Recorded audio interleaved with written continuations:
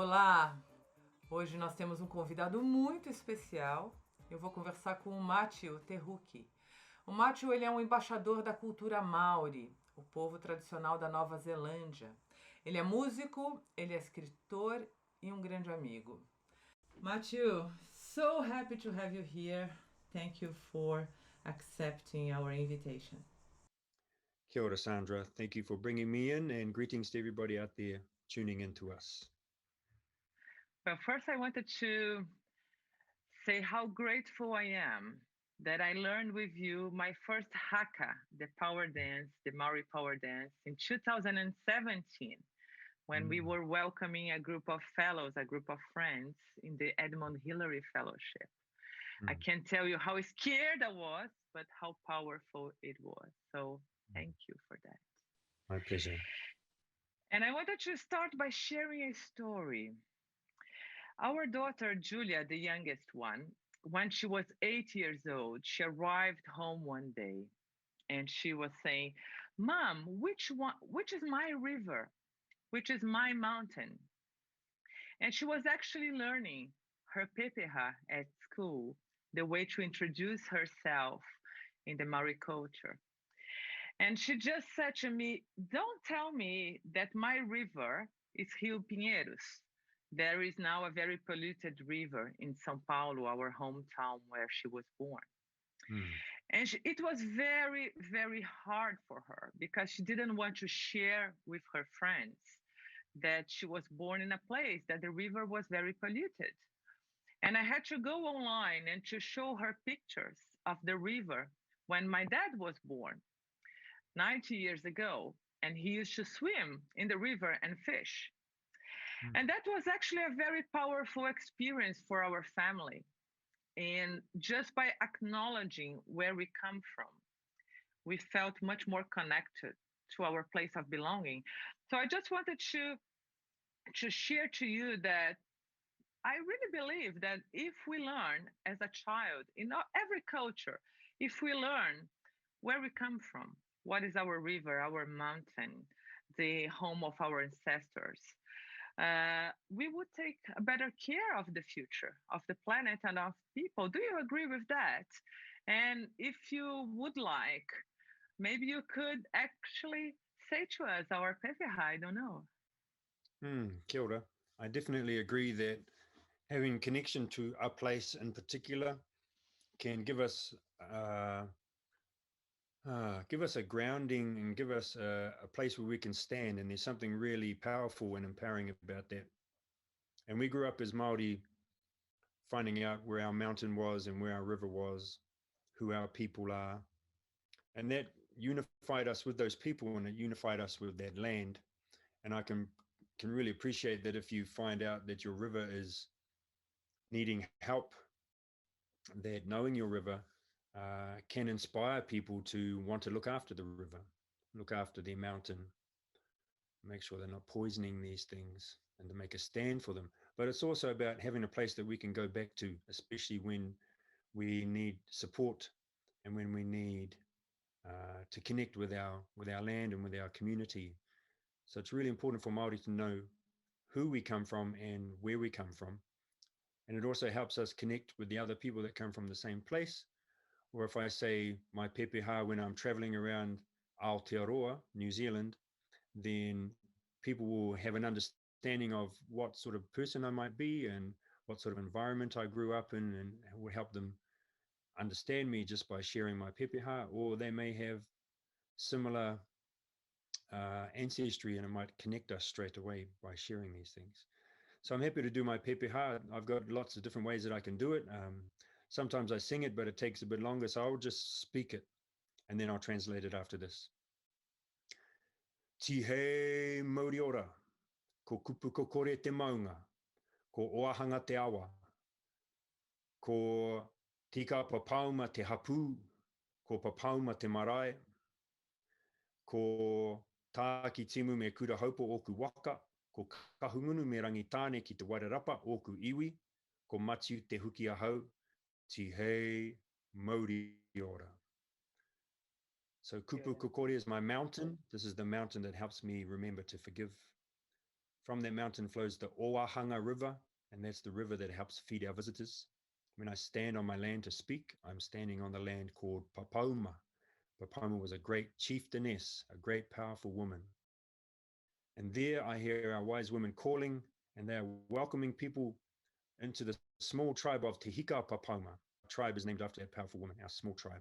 And then when I travel out to the coast, in my heart's imagination, I can still see two of the canoes that my ancestors arrived on this land. And they are the Taki Timu canoe and the Kurahopo canoe.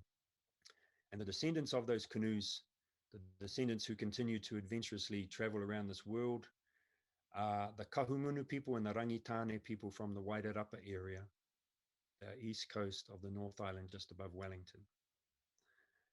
And that is me. And I am alive, I'm breathing. So thank you for listening to my pepeha. Kia ora.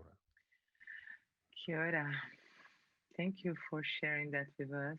And it's another example why I think the wisdom of the indigenous cultures is so important nowadays. Because look at the connection that we have right now, how powerful it is. It changed the whole thing. It's not a conversation about, the professional of the future. It's a conversation between two human beings. And by knowing where you come from, I feel much more connected to you as well. So for me, that's one of the most important skills of our time, to really value and treasure and honor where we come from, our ancestry, and the wisdom of the indigenous cultures. And you are a cultural ambassador, so you're used to talk to foreigners about Maori culture. So what are the important bits that you think are important that could contribute to other cultures to actually value more their traditions, their indigenous cultures as well? What would you actually maybe say to someone from Brazil that could help them understand Maori culture and could help them understand their own culture? I'm a big fan of indigenous wisdom. And I think some of the best values that have been passed down in the Maori culture would be helping us connect with our ancestors and looking for the wisdom that they handed down. And that wisdom involves the medicines that are all around us in nature. That involves listen to the stars so we know when to plant, when to harvest, and things like that, or the stories and the values that are handed down in our stories and our songs. I'd say one of the main values in the Maori culture is manaakitanga. Manaakitanga means to look after people. So we're very big on looking after people when they come to our land and to our homes and to our space. And we also have a reciprocal value called koha. So when we go somewhere, we always make sure we arrive with something to gift to those people, whether it be food or whether it be help or whether it be song, or just to make sure we don't arrive empty-handed. And these values really look after each other, looking after and arriving with something to offer.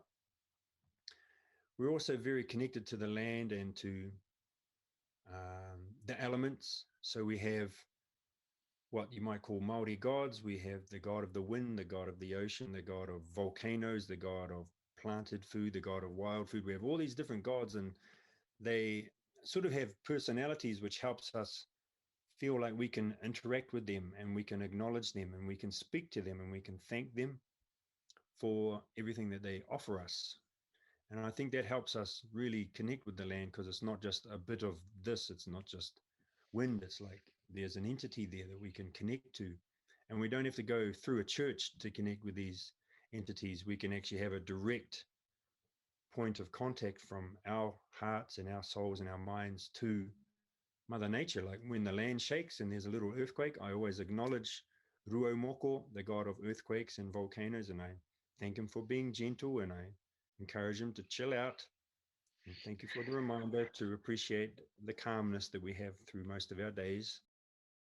And that's empowering for us as Māori to believe that we can actually speak to nature. Kotahitanga unity is a big part of us. Before the Europeans arrived, we were very separate. There was no such thing as the Maori people. We were the Kahungunu people, the Tūhoe people, the Ngāti Pro people. And sometimes we got along and sometimes we were fighting each other. And then when the European arrived and started taking our land and taking our language, that's when we unified and we realized that we needed each other to get through those challenging times. And we're still unifying and still doing our best to put our differences aside for the greater good. So those are some of the values that I really treasure from our Maori culture, and there's lots more. Thank you so much. I could stay here listening for hours about the values and the culture. But I thank you so much for sharing them. And I really, really wish they could inspire more people in Brazil. We have more than 300 traditional indigenous communities around the country. And I really believe they need to be more valued from now on. Thank you so much for being here today. My pleasure. And I don't think they just need to be valued, they need to be supported. Even the Maori language is struggling to stay alive, to be understood. So sometimes it's the people like yourself who come into our land and acknowledge and uplift and learn our songs and learn our haka. You're actually helping keep our culture alive. So it's really important we connect with our local people, because most of them have been displaced. They've had their land stolen, their language stolen. They've been persecuted just for being themselves. So any way that we can support our indigenous cultures is going to support them. And then through that, we can gain the wisdom and the treasures that they have been holding on to for us and keeping alive. I also want to say that I have a culture course on my website if people want to check out and learn more about the Maori culture. My website has got a lot of easily accessible information. And when you speak about me being a cultural ambassador, I think one of my roles is to make the culture accessible and friendly and easy to connect with, rather than being intimidating and a bit too much, a bit too sacred. So that's how I do my thing. E obrigada a você que está nos assistindo aqui. Se você quiser rever essa entrevista, outras entrevistas da série Profissional do Futuro, entre no Globoplay. Obrigada e até a próxima conversa.